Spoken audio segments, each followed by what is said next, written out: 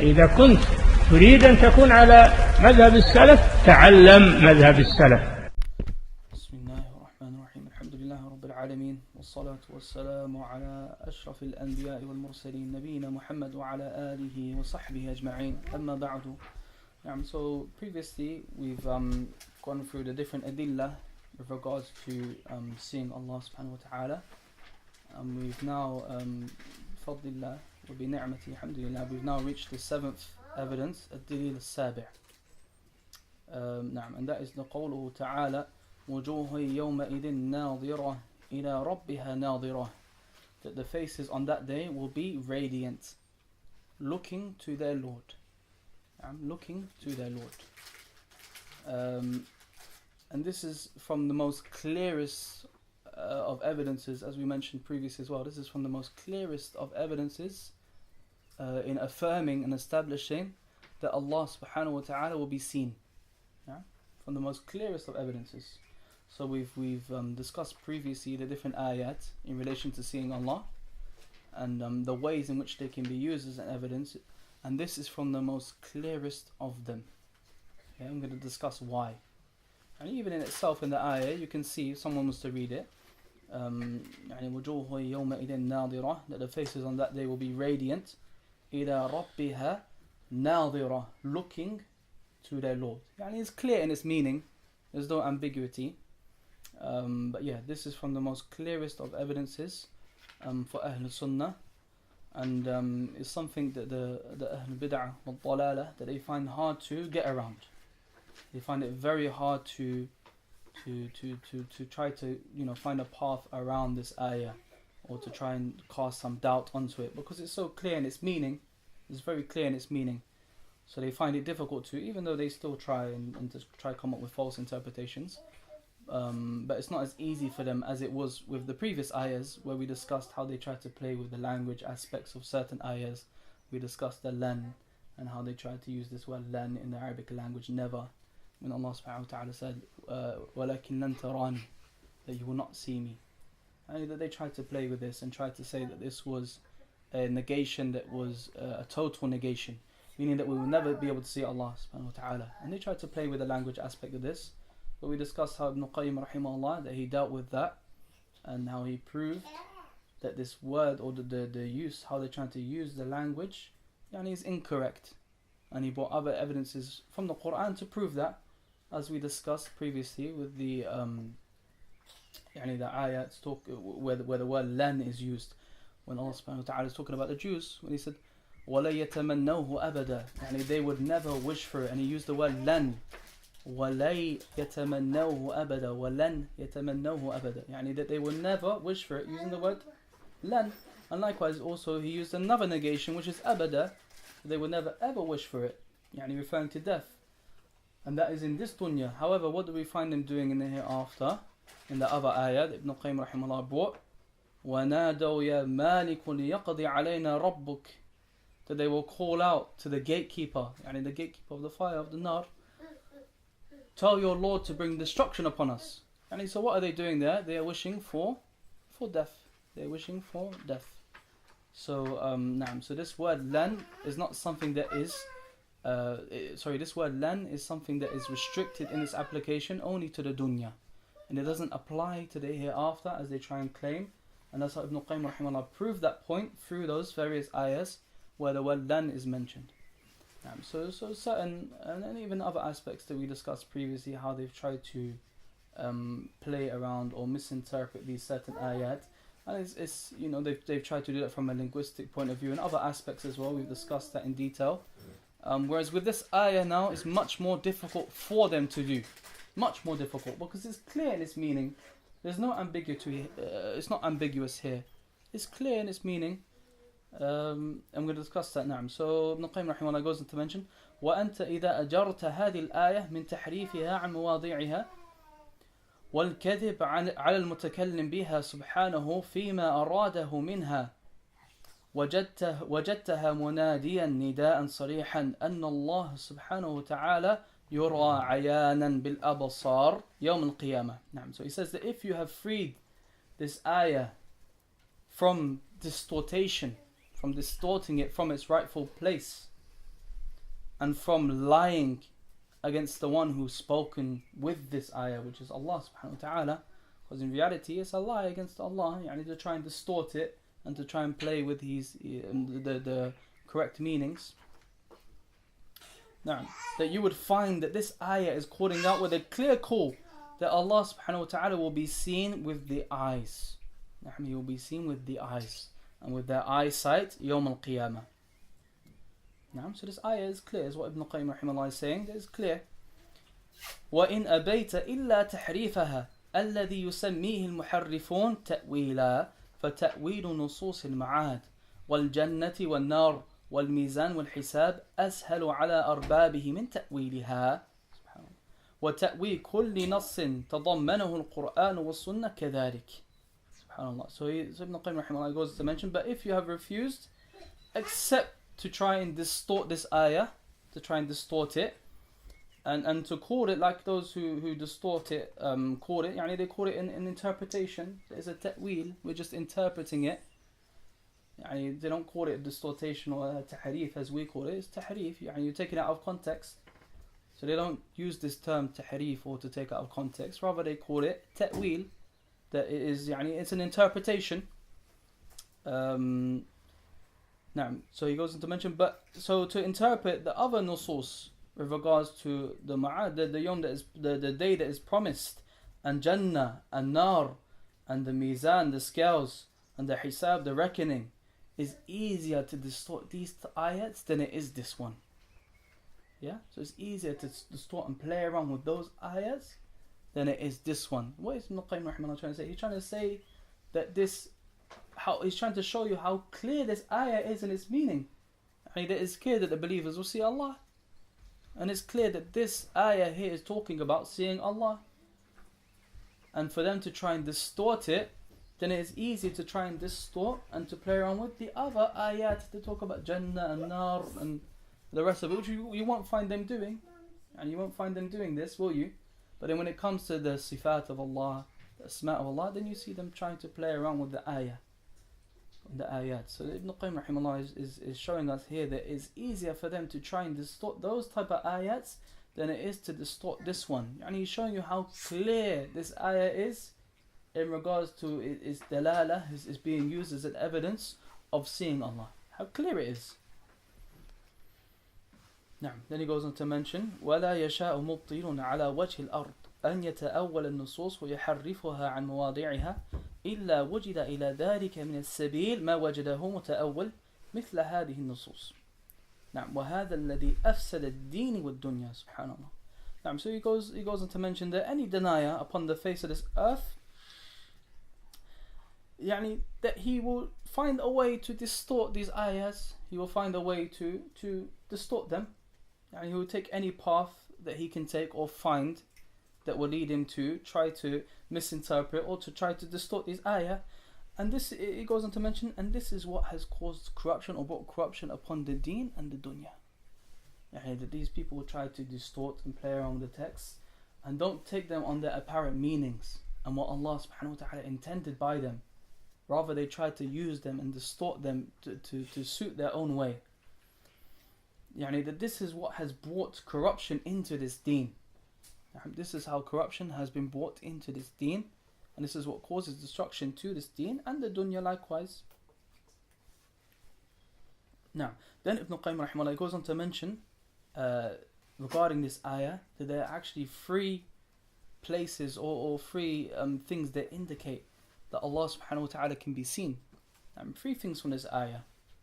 And as we mentioned before, look at the fiqh Ibn Qayyim rahimahullah, because many of us will pass by it and we would notice one place. Ibn Qayyim rahimahullah has mentioned three places or three ways in which this ayah proves that Allah subhanahu wa ta'ala can be seen just from this short ayah.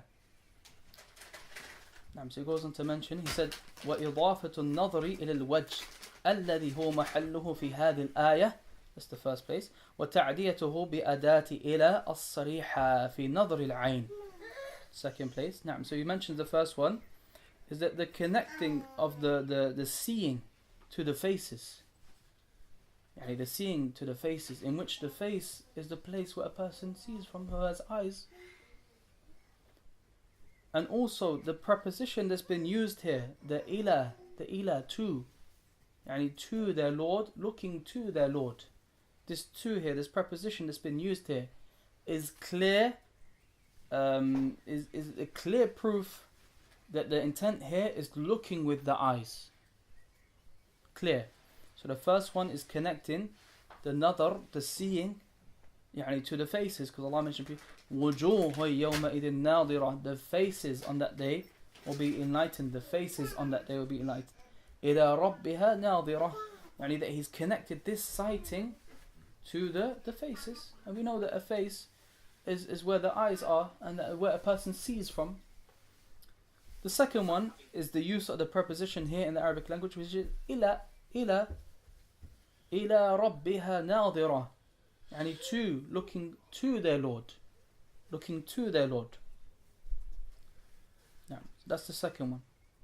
And the third one, he mentioned وَإِخْلَاءُ الْكَلَامِ مِنْ قَرِينَةٍ تدل على أن المراد بالنظر المضاف إلى الوجه المعدى بإلى خلاف حقيقته.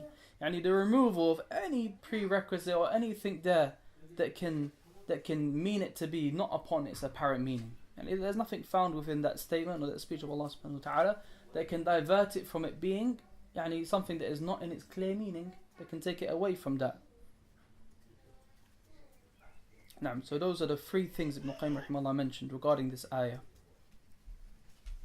وموضوعه صريح في أن الله سبحانه وتعالى أراد بذلك نظر العين التي في الوجه إلى نفس الرب جل جلاله.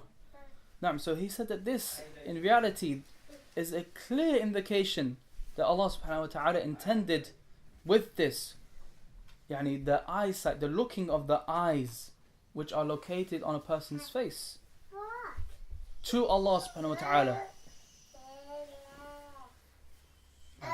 فإن النظر له عدة استعمالات. And now Ibn Qayyim rahimahullah is going on, as we mentioned before, Ibn Qayyim rahimahullah does this quite often, frequently, where he goes into the linguistics of things. And it's the first angle that we use, because it's an angle in which the people of misguidance try to come from. They try to come from the language aspect, the linguistics. So the first angle Ibn Qayyim rahimahullah is refuting them is on that same angle, the linguistics. So there's no ambiguity, it cannot be ambiguous when it comes to the language. The language is clear in that regard. And they cannot try and come and play with it in regard to the language. So now he's talking about the use of or the word another in the language. That's seeing in the language and how it can change. So he said the first one, the first use of this word nadar is when it is connected to, it's not connected to anything. It's used unrestrictedly by itself, another. Then the meaning of it is at-tawaqquf wal-intidar, waiting. As is come in the ayah, كقوله تعالى انظرونا نقت باسم نوركم. Wait for us. This is when the munafiqeen are saying to the believers on Yawm Al-Qiyamah, when they're going past the sirat, that they are telling them to wait for us. Wait for us, let us take from your light. So the word nadar is used here. Unzuruna, from nadar, which is seeing in the language. But here in the Quran it's used here because it's not connected to anything. It's used by itself. The issue used here is waiting. Unzuruna, intadar. Intadara, it comes from nadar. Intadar comes from nadar. So it's used here is waiting, intidar. طيب. And then the second use of the word nadar here is وَإِنْ عُدِّيَ بِفِي فَمَعْنَاهُ التَّفَكُّرُ وَالْإِعْتِبَارُ. And if it is used with or connected to the word fi, then its meaning is contemplating. As is come in the ayah, أَوَلَمْ يَنْظُرُوا فِي مَلَكُوتِ السَّمَاوَاتِ وَالْأَرْضِ. Do they not look into the domain of the heavens and the earth? And do they not look into, which is to do with contemplating. And the third one is when it is connected to the word ila, which is what we're discussing here, which is what the ayah has done. It has used the word ila, the preposition of ila, which is to, which can only ever mean looking to, seeing, looking at. as has come many times in the Quran, قوله انظروا إلى ثمره إذا أثمر. يعني look at their fruits when they begin to bear. يعني look at, or to look to. And likewise in the English language, you find يعني something similar, that if we was to use the word look and we was to use different prepositions for it, that it would change its meaning. If I was to tell you to look into this, it's different from me telling you to look at this. Yani it depends on the preposition that is used after it. And likewise here we find as well, as what Al-Qayyim is explaining, the different uses of this term as come in the Quran, that it can have a different meaning depending on the what's come before the preposition. So in this ayah, the preposition used, the main shahid here is that in this ayah, the preposition that is used is the word ila, which is to, يعني to, which is clear in its meaning, يعني to look to. يعني وجوه يومئذ ناظرة, faces on that day will be radiant. إلى ربها ناظرة, to their Lord, looking to their Lord. There's nothing ambiguous about that. And it's clear in its meaning that they're looking to their Lord. That we haven't got a preposition here where Allah used the word fi, يعني fi, where it would mean contemplating, or if it was used by itself, which would mean waiting. No. The preposition here used is ila rabbiha nadira, looking to. So in terms of the linguistics in the Arabic language, that this ila here, it can only necessitate or can only mean one thing, and that is looking to or looking at. It's the only thing it can mean, as has come in the ayah.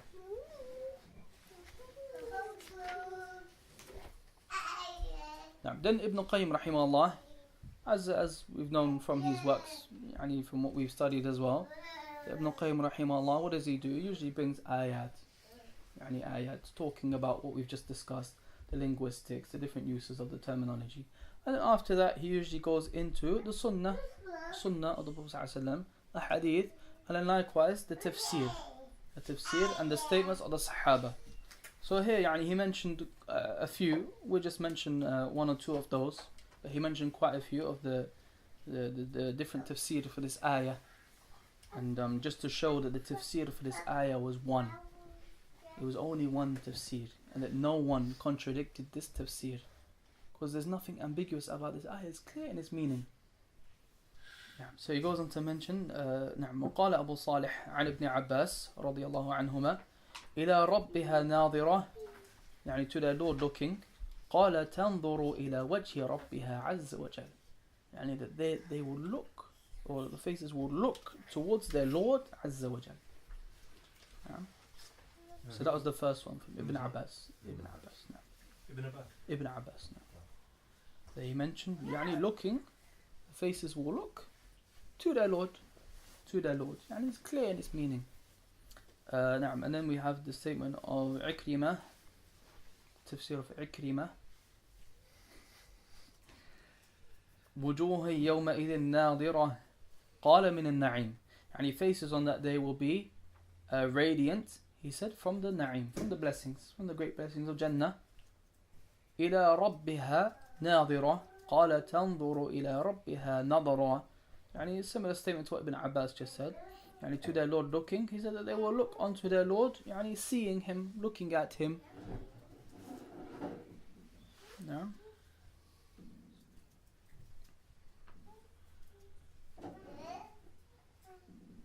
So now we go into the sharh of Shaykh Rabī' hafidhullah ta'ala, where he's explaining further, or expanding upon what Ibn Qayyim rahimahullah just mentioned. And it's quite simple, it's quite straightforward, so there's not really too much detail to pay attention to. It's quite simple in its meaning. It's quite clear.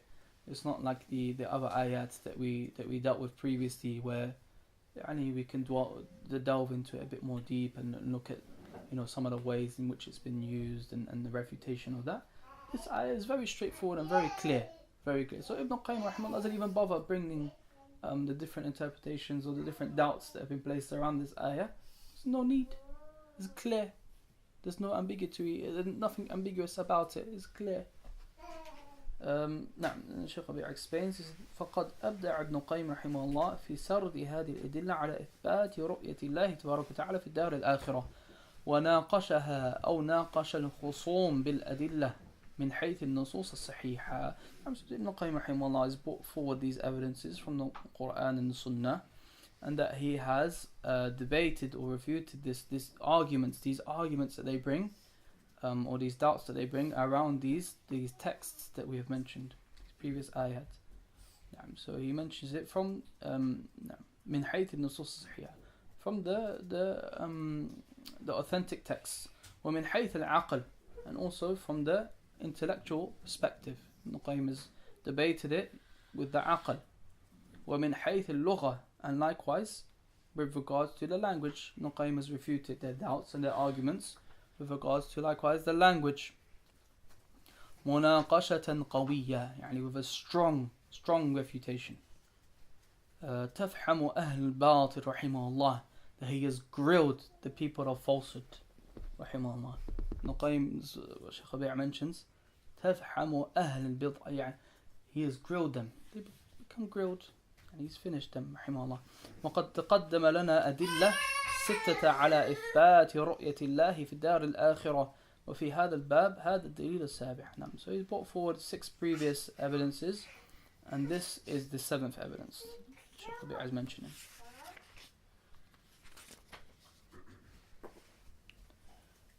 Then he goes on to mention those previous points that we discussed, those 3 points from the ayah that Ibn Qayyim rahimahullah used as an evidence to seeing Allah. So he mentions them in a little bit more detail. He said, أولا, the first one that we mentioned as well, إضافة النظر إلى الوجه لم يضف إلى الفكر ولا إلى الدماغ أضيف إلى الوجه لأن النظر يحتمل أن تكون بمعنى فكر ولكن أضيفت إلى الوجه.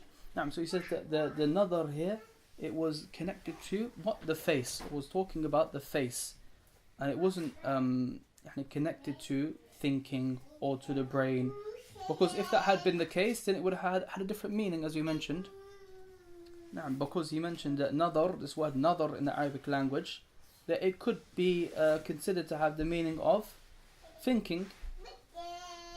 Thinking, as we mentioned, that if we say نظر فيه أو نظر في هذا, it means that he looked into it, he thought about it, not that he looked at it.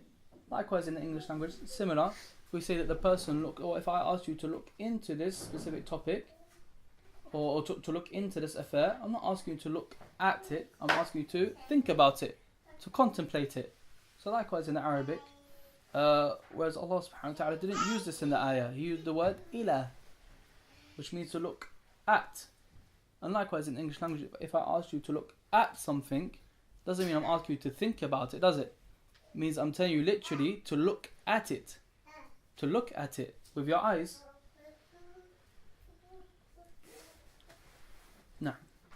So the second one is this use of the prerequisite, which is ila, to the two, the faces on that they will be radiant, looking to their Lord, looking at their Lord, which is the second point Ibn Qayyim rahimahullah mentioned. The third one is that it is free from anything that could take it away from its apparent meaning, that can take it away from its true meaning. There's nothing found in the ayah that could take it away from its, or divert it away from its actual true intended meaning.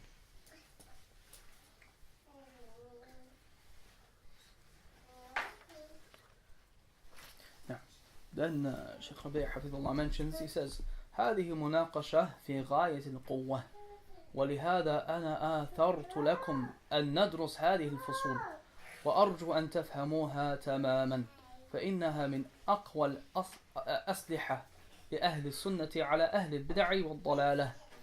So he says that this مناقشة, this debating that Ibn Qayyim rahimahullah has brought forward, debating or refuting the people of innovation, is from the strongest of refutations against them.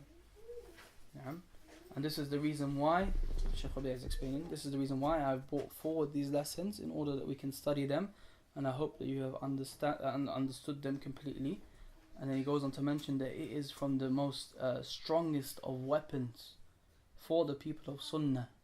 Yani these adillah and studying these evidences are from the most strongest of asliha, of weapons that we have against the people of falsehood who yani spread lies and misinterpret things and try to twist and distort texts.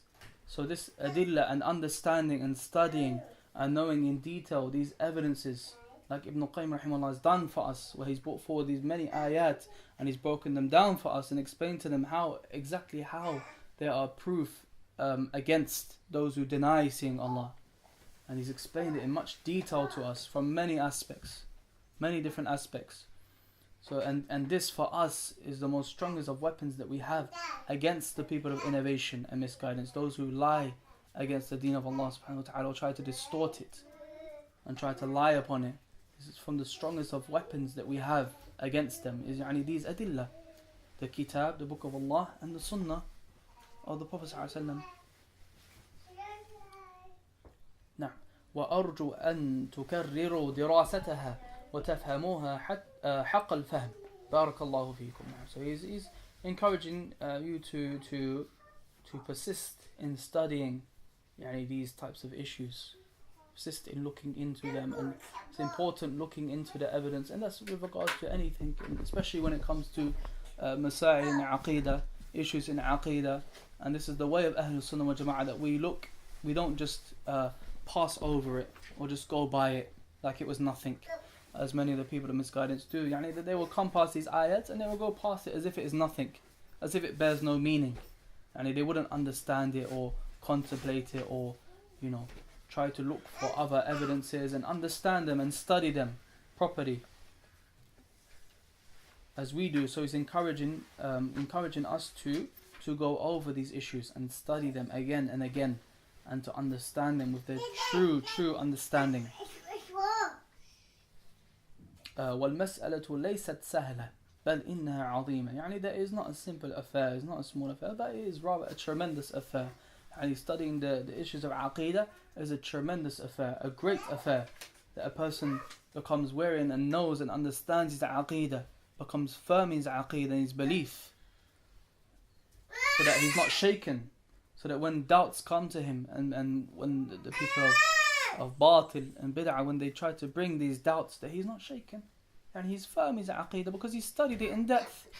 He knows, he has content in his heart, and he knows that these affairs are haqq, they're true, and he knows that Allah subhanahu wa ta'ala will be seen and the believers will see Allah, and he has content, he has conviction in that, he has qunu', he has conviction in that, he believes in it and holds firm to it. And where does this conviction come from? It comes from studying it in detail, bringing its many evidences and looking into it in great length and detail and going over it with precision, like Ibn Al-Qayyim rahimahullah has done for us and simplified it for us, where he's brought these many evidences, not just one evidence, not just two evidences, but many evidences to reiterate and to prove the affair over and over again, so that we can become convicted by it. We have conviction that Allah subhanahu wa ta'ala can be seen, and this in effect helps us to work harder, to become more serious in our ibadah, that we can be from amongst those who will see him,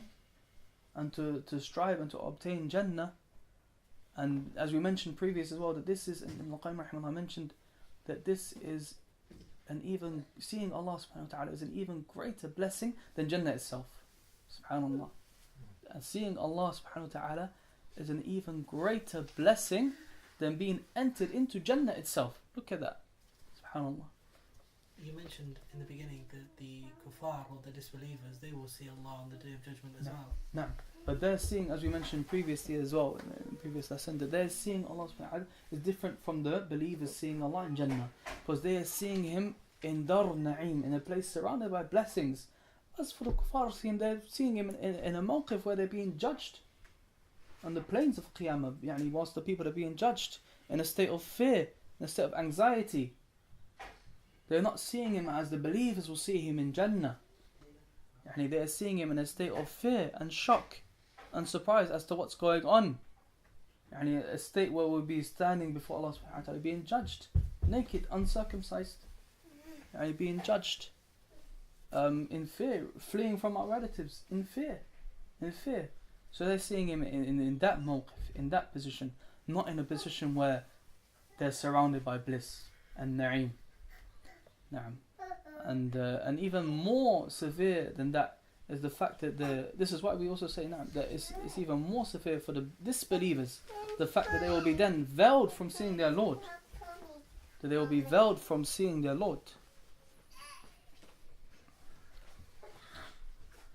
As mentioned in the ayah, إِنَّهُمْ عَنْ رَبِّهِمْ يَوْمَئِذٍ لَمَحْجُوبِينَ, that they will be veiled on that day from seeing their Lord. SubhanAllah. And we mentioned as well previously that then after that Allah will not talk to them. لا يكلمهم الله ولا ينظر إليهم ولا يزكيهم ولهم عذاب أليم. That Allah subhanahu wa ta'ala will not purify them, He will not talk to them, He will not look to them, and for them is a painful punishment. So they are left there to rot in the fire for eternity. So the two seeings are not the same as the shahid, where the people of Jannah, they're going to see him surrounded by bliss. And as we mentioned, has come in the hadith as well, when they are called, and they are said, إِنَّ لَكُمْ عِنْدَ اللَّهِ مَوْعِدًا يُرِيدُ أَن يُنْجِزَكُمُوهُ, that you have an appointment with your Lord that He wishes to fulfill to you. Now the people of Jannah will question it, but مَاهِ, what is it? أَلَمْ يُثَقِّلْ مَوَازِينَنَا, did He not make heavy our scales? وَيُبَيِّضْ وُجُوهَنَا, and make our faces lightened? وَيُزَحْزِحْنَا عَنِ النَّارِ وَيُدْخِلْنَا الْجَنَّةِ, and did not enter us into Jannah. وَيُزَحْزِحْنَا عَنِ النَّارِ, did not free us from the fire. And then it's mentioned likewise in the same hadith that then the hijab will be removed from Allah, the veil will be removed from Allah, and they will see Allah. فَيَرَوْنَ رَبَّهُمْ. فَيَرَوْنَ رَبَّهُمْ. So this shows you that even in this is a greater blessing for them, a greater bliss for them to see their Lord than the Jannah itself. So imagine being entered into Jannah, being saved from the fire, being given what you wish for in Jannah, and yet the seeing of your Creator is more of a blessing than that itself, than the Jannah itself.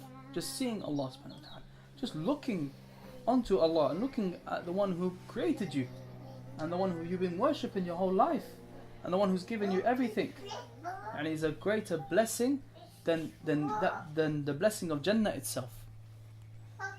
As Ibn Qayyim rahimahullah mentioned at the start of this chapter, and it's even more severe upon the people of the fire Ahl Al-Nar than the Nar itself.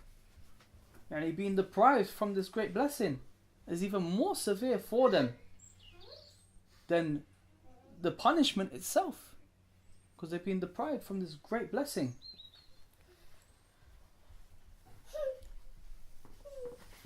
Then Shaykh Rabī, he goes on to mention that these affairs are tremendous.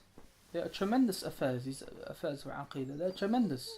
تستحق هذه العناية, that they are entitled of this Inaayah, this given importance to.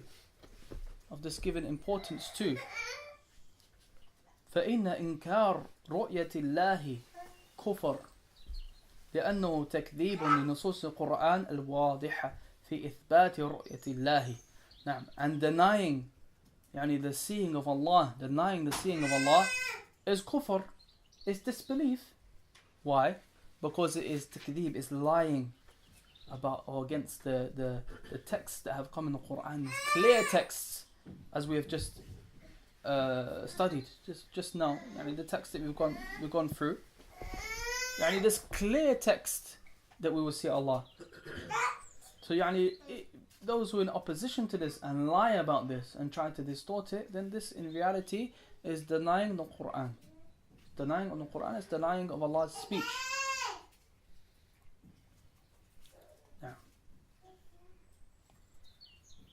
And also وتكذيب لنصوص النبوية المتواترة في إثبات. And also it is denying of the sunnah that is mutawatir, that has come with tawatur, an agreement, unanimous agreement, about the seeing of Allah subhanahu wa ta'ala. نعم. ومواجهة تماما لما كان عليه السلف الصالح من الصحابة والتابعين لهم بإحسان. And it is in clear opposition to that which the Salaf were upon from the companions, and likewise those who followed after him in ihsan, in good. فإنهم دانوا وآمنوا بأن الله يرى في الآخرة كما سيأتي. Because they used to hold as their religion, and they believed that Allah subhanahu wa ta'ala can be seen in the hereafter. That they used to hold it as a religion. Yani they believed, they had conviction in their belief that Allah subhanahu wa ta'ala will be seen in the hereafter. So this is in clear opposition to what they were upon.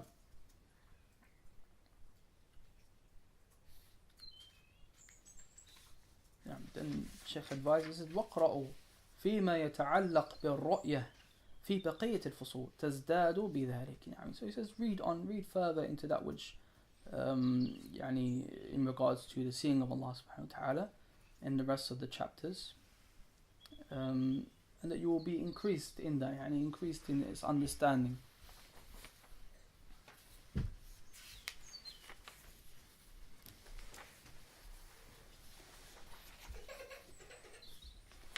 Now we're going to conclude with that for today, and that is actually the end of the adillah Ibn Al-Qayyim rahimahullah mentions, and then he goes into talking about the wa'id, the punishment for those who deny seeing Allah subhanahu wa ta'ala. So we've established and we've studied the seeing of Allah, and he goes into talk about the punishment, the specific punishments that have been mentioned throughout the Quran and the Sunnah for those who deny seeing Allah.